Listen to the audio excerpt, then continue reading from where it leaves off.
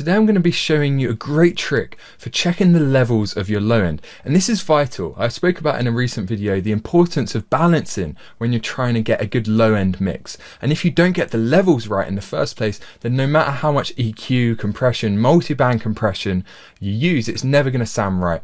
But when you get the low end right, it's great because your mix will translate really well, it will sound powerful, it'll enhance the music. So it's important to get the low end right, and hopefully this trick is going to help you to do that. I like to stress the importance of referencing, because if you don't compare your mix to a professionally mixed mastered and released track, then you don't really have a basis for comparison to find out if the low end in your mix is right, if it's too loud, if it's too weak, if there's too much sub compared to upper bass, if there's too much upper bass, etc. So referencing is important. A lot of people, what they do is they finish their mix, they bounce it down, they take it to their car or their home cinema system or something with a more low end, and they listen to it and their mix falls apart. It either sounds way too bassy or it sounds really thin. But by using a reference, you can completely skip all of that. Just compare your mix to a professional mix and find out how the low end is sounding. But you can go into much more depth than that. And what I like to do is actually use a low pass filter just to check my low end. I try not to do this too often and try and reference most of the time with the entire mix, because that's how you're going to get the best basis for comparison, because that's what people are going to hear, the entire mix. They're never going to hear the low end. But if you're struggling, then by applying just a low pass filter to your master fader so that you can only hear the low end, it's much easier to compare your track to another. But before any of that, you need to make sure that your mix sounds the same volume as the reference mix. So I've got a track here, let's have a listen first.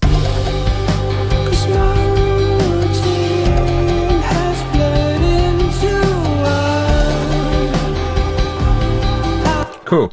And now I had a few references for this. One of them was Alt J.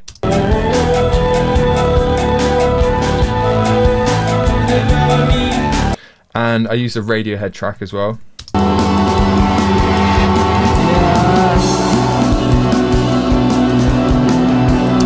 And there's a couple of reasons I really like the low end in that Radiohead track. I like the aggression and the rawness of the Alt J mix. So I'm using both of them, mostly the Alt J mix. But first step, I just need to make sure these are the same volume, because if they're a different volume, then that's going to have a big impact on how we perceive the low end. If it's slightly louder, we're going to think the low end's louder as well. So I need to spend some time level matching these. I'm going to load up a VU plugin here, which you can use any VU plugin. I like this one, it's great, it's really cheap. But any plugin that shows you the level, hopefully an RMS level would be better than peak, but just something where you can have a look at the volume. So let's have a listen to mine, and I'm going to do this mostly by ear. I'm not going to rely on this chart because it's always going to be different. Let's have a listen.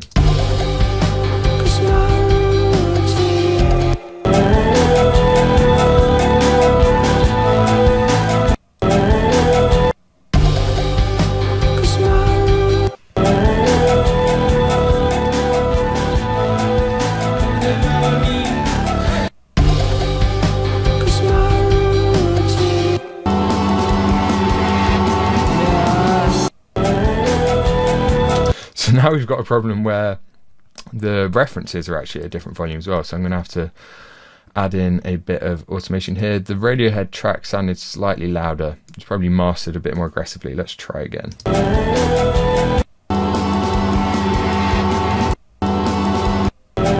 So now they sound a bit more similar. Let's go back to my track.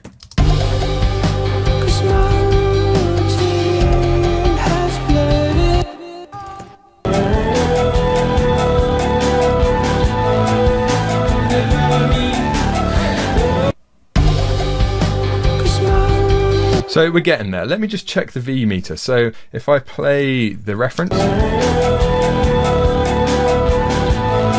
we're kind of peaking around -1.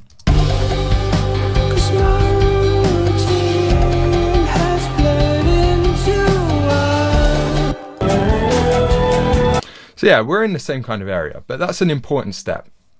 Just make sure you do that, because without doing that, none of this is going to matter.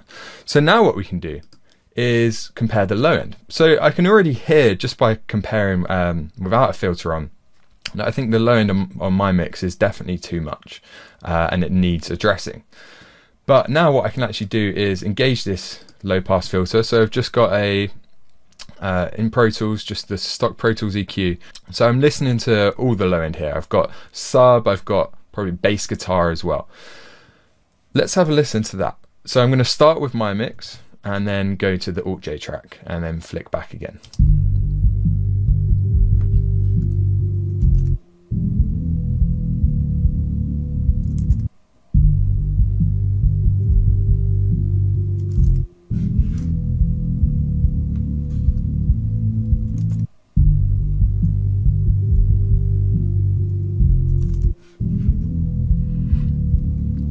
So I can hear already that there's a lot more low end, more kind of sub stuff going on in my mix.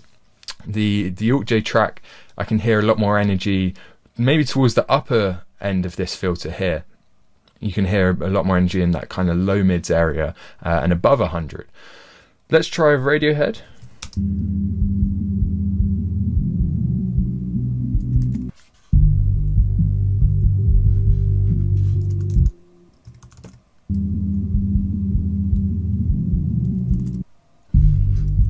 So same thing again. So I definitely need to reduce the levels a bit. I'm not going to reach for multiband compression. I'm not going to reach for EQ. I'm going to just lower the level. So I've got a few things going on. If I bypass this filter first. So I've got a kick part. I've also got a sub kick sample.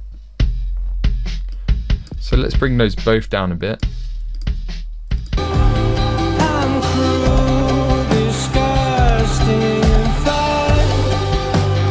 And then let's bring the bass down a bit as well.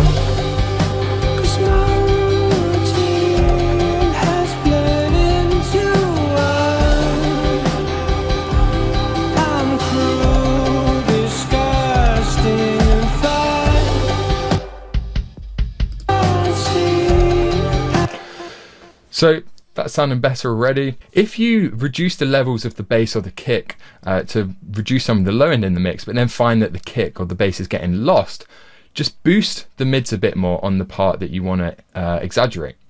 So here I think it's fine. The bass is playing a really supportive role. You can still hear the notes. It's still providing that harmonic basis. But if you wanted it to shine through a bit more, boost the upper mids. Anything above 1 kilohertz, maybe even a bit lower, is going to help that to shine through a bit more in the mix. So now let's just do it by ear again. I'm going to put that filter on and compare my track to the Alt J track.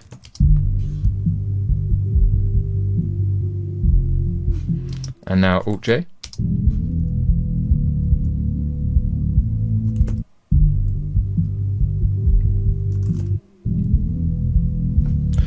So there's still a lot going on. It sounds different, of course. It's going to have different arrangement in the low end, but we're getting there. So now this is the trick that I wanted to show you, because if you're struggling to do it by ear, then sometimes some visual aid can help you a bit. And I try not to rely on visuals and VU meters too much. But this is a great little trick. So we already know that we've level matched these, and with the filter not engaged, they're pretty much the same volume. Let's have a look at that again. So my mix, it's hitting -1, sitting around -3, and then Alt J.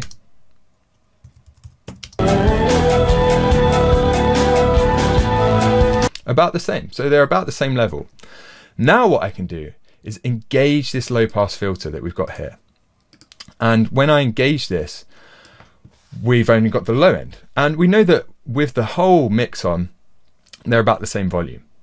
Now, if we engage this filter and suddenly there's a big difference, then that's going to tell us that there's something going on there. Because if now the volume on my track is much louder, that means that the low end is still much louder.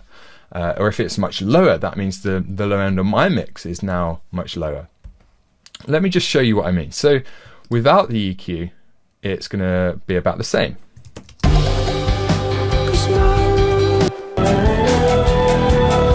Now let's bring that EQ in and see if there's a difference.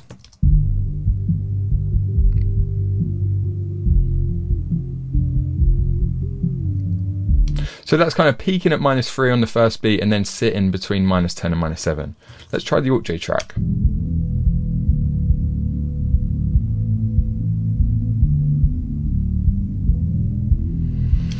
Interesting. So now I can see on my track, on my mix rather, I didn't write this track, the low end is hitting a lot stronger on that first beat. And I think that's because of that kick sample. It only comes in on the first beat. But then at the same time, it's not sitting as high after that beat.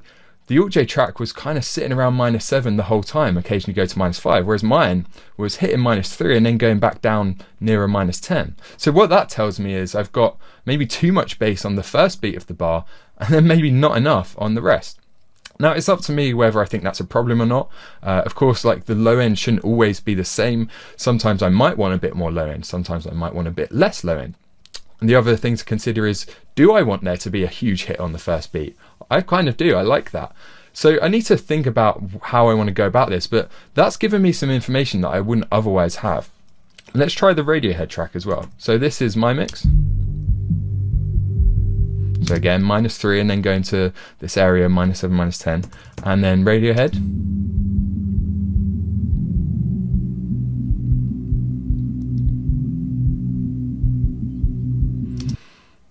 Pretty much the same thing as the Alt J track. So now I'm thinking, well, if these two professionally mixed and mastered tracks are only peaking at -5 in the low end, then maybe I should be aiming for a similar figure. Maybe that first hit is a bit too bassy, a bit out of control. So now I can just automate that, or I could just lower that sub bass part and compensate for that. So great trick there. Use a VU meter or anything else, an RMS meter, anything that will show you the average volume. Get them the same, just with the whole mix on. Get them in the same area, then put on a low pass filter before the meter and see if there's a difference. So hopefully you find that helpful. Definitely give it a try in your next mix. I think it's a really valuable little trick that can give you a bit more information that you wouldn't otherwise have when mixing your low end, especially if you're mixing on a smaller speaker system where you can't hear the low end as well. Then this is going to tell you quite a lot about your low end that you might not necessarily be able to hear, especially if it's sub bass and you're mixing on smaller monitor speakers. So give that a go. This is part of a larger series on low end mixing. If you click the link in the video or in the description now, you can get my free low end cheat sheet, and you can use this when you mix. It's going to tell you some really important steps and important tips for getting a good low end in your mix so that your mixes translate well and sound nice and powerful. If you liked this video, give it a like, subscribe on YouTube, leave a comment below if you have any questions or have anything to say, and I'll get back to you as soon as I can. Thanks for watching and see you very soon.